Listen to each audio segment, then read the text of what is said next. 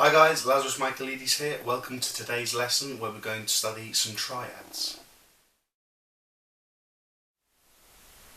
Now we construct triads by using the root, third and fifth notes of a scale.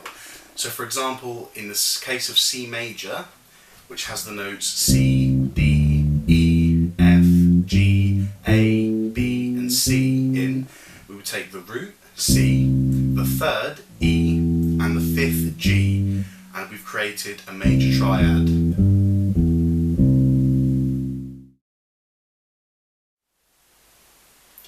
So now we're going to look at major and minor triads and their intervals.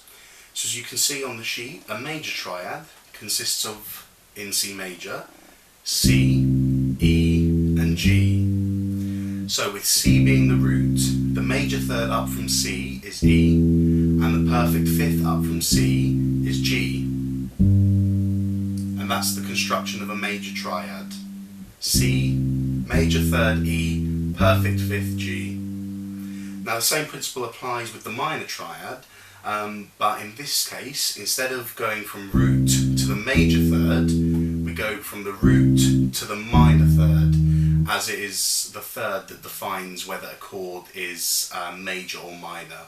So for C minor, it would be root C, minor third E flat, and perfect fifth G. And that's the C minor triad. These intervals and patterns apply to any note whatsoever. So a D major triad would consist of the root D, the major third F sharp, and the perfect fifth A. Just as a D minor triad would consist of the root note D, the minor third F, and the perfect fifth A. Inversions are a way of playing the same triad and the same pitches, the same notes, but just in a different voicing. So for example, C major triad consists of the notes C, E and G. Now that's C major in root position. To achieve first inversion, we're going to take the root note C and move it up the octave. So C major in first inversion would be E, G and C. And taking the same principles, we're going to move the E up to the octave for second inversion. And so C major in second inversion is G, C and E. So they still carry the same pitches, the same notes, but it's just voiced differently. The same principle applies with the minor triad as well. So for example, C minor in root position, C, E flat and G. Then in first inversion, we take the C and put it up the octave. So we have E flat, G and C, and then the same principle as with the major, take the E flat and put that up the octave, and so C minor in second inversion is G, C and E flat.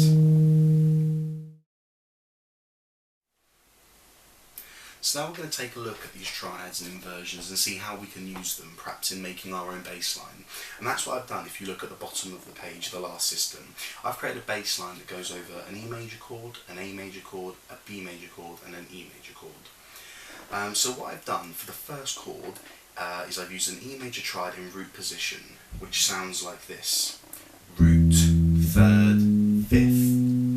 Now in the bass line, I'm going to play it in a different order. I'm going to play it root, fifth and third, but it's still in root position because the root note E is at the bottom.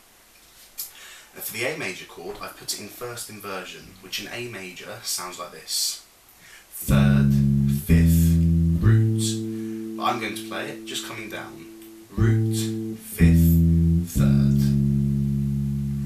And for the B major, I've kept it in root position, which sounds like this.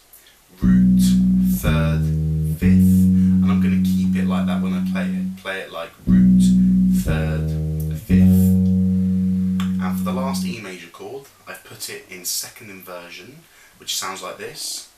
Fifth, root, third, and I'm going to play it in this order.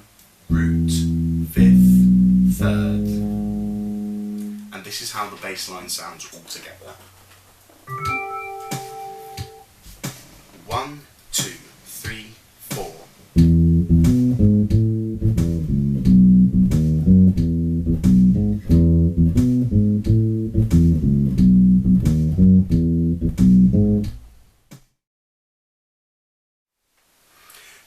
was really helpful, guys, just to see how sort of 3 notes can make a really nice sounding smooth bass line.